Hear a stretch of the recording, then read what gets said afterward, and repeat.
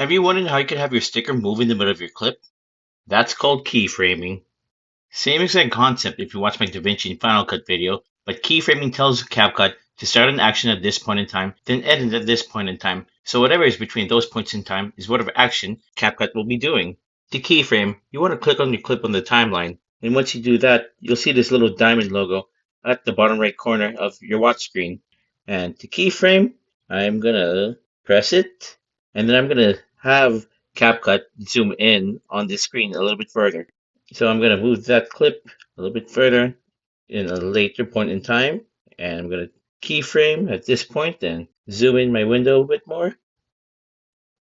And as you see, once I zoomed in, since I keyframed a point at the beginning, the action that I wanted to do is now been set as another keyframe, which is zoom. So we'll play this again from the beginning.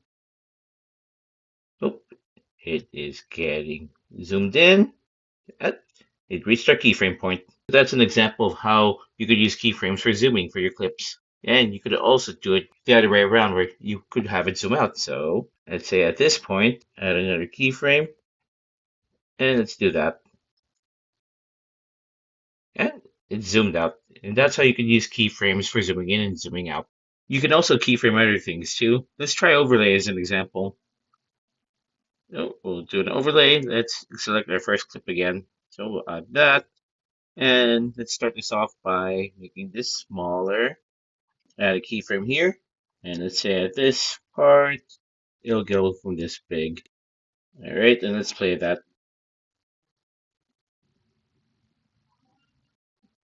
All right, that worked. And finally, let's keyframe that sticker that I showed in the beginning of the video. So let's go to stickers, find that arrow, believe it was that one. Okay, there it is on the timeline. Let me extend this out a little bit longer so it's not too short. And then I will make this here to our keyframe. Then I'll have the arrow, keyframe be here, and I'll have it end there. All right, let's start at the beginning. And there's our arrow moving with the keyframe that we set. Started from the bottom and ending right there on the top. You can keyframe other things too, such as the audio and titles. As long as it has a diamond logo, you're good to go. Well, that's the basics of keyframing in CapCut. If you're learning too, try it out and let me know in the comments. Subscribe for more learnings, and what else can I learn?